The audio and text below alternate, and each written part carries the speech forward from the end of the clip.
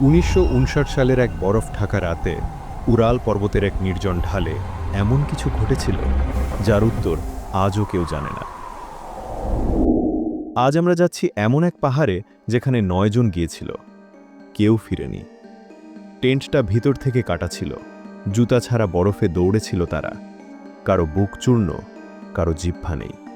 কিন্তু প্রশ্ন একটাই, তারা পালাচ্ছিল কিসের ভয় থেকে? ১৯৫৯ সালের জানুয়ারিতে সোভিয়েত ইউনিয়নের ১০ জন তরুণ স্কি হাইকার উরাল পর্বতে অভিযানে বের হয়।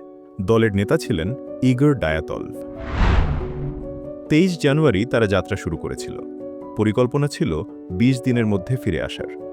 কিন্তু সেই ২০ দিনের অভিযানই পরিণত হয় ইতিহাসের সবচেয়ে রহস্যময় মৃত্যুর ঘটনায়। তারা সবাই অভিজ্ঞ, পাহাড় চেনে, ঠান্ডা চেনে, ভয় চেনে। পথিমধ্যে একজন অসুস্থ হয়ে ফিরে যায়, বাকি ৯ জন এগিয়ে যায় পাহাড়ের দিকে। শেষবার তারা একটি ডায়েরিতে লিখেছিল, আজ আমরা চূড়ার দিকে উঠছি, সব ঠিক আছে। তারপর কয়েক সপ্তাহ পর অনুসন্ধান শুরু হয়। যা পাওয়া গেল, টেন্ট অর্ধেক বরফে ঢাকা, জিনিসপত্র সঠিকভাবে রাখা, বাইরে খালি পায়ে পায়ের ছাপ। কিন্তু সবচেয়ে অদ্ভুত বিষয় ছিল, টেন্টটা বাইরে থেকে নয়, ভিতর থেকে কাটা। পায়ের ছাপগুলো ছিল সুশৃঙ্খল, মানে তারা আতঙ্কে চিৎকার করে দৌড়ায়নি, তারা হেঁটেছে শান্তভাবে। কিন্তু কেন? গাছের নিচে ২ জনের দেহ, শুধু অন্তর্বাস পড়া। আরও দূরে ৩ জন যেন টেন্টে ফেরার চেষ্টা করছিল।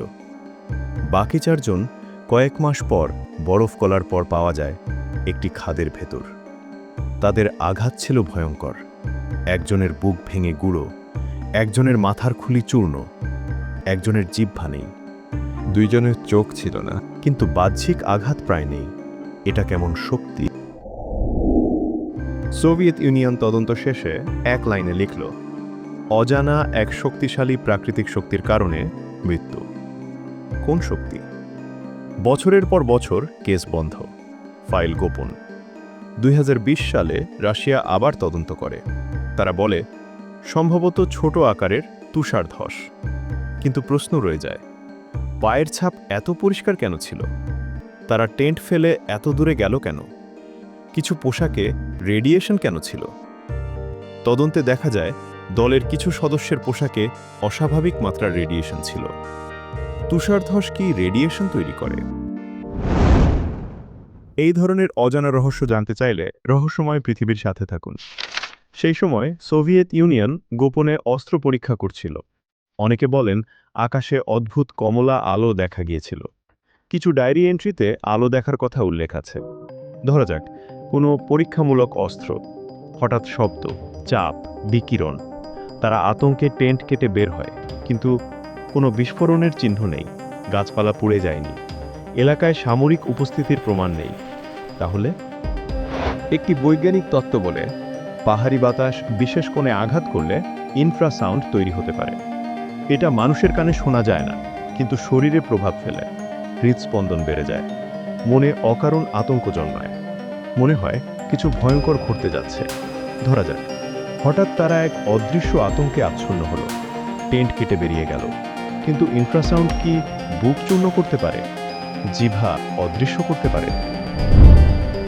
স্থানীয় মানুষই জনগোষ্ঠীর ওপর সন্দেহ করা হয়েছিল, কিন্তু কোনো লড়াইয়ের চিহ্ন নেই। কিছু গবেষক বলেন, তাদের আঘাতকারী দুর্ঘটনার মতো চাপের ফল। কেউ বলেন, হয়তো তারা খাদের মধ্যে পড়ে গুরুতর আঘাত পায়।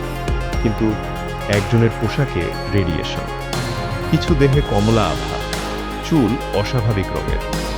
শুধু প্রকৃতি, নাকি মানুষের তৈরি কিছু? নাকি আমরা এমন কিছুর মুখোমুখি হয়েছিলাম যা আমরা নাম দিতে পারি না?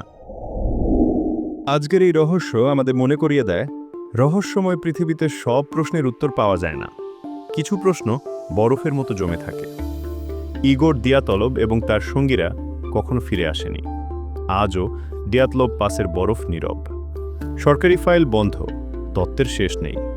কিন্তু সত্য হয়তো বরফের নিচেই চাপা। ১৯৫৯ সালের সেই রাতে তারা কি দেখেছিল, আর কেনই বা নিরাপদ টেন্ট ছেড়ে বরফের অন্ধকারে ছুটে গিয়েছিল?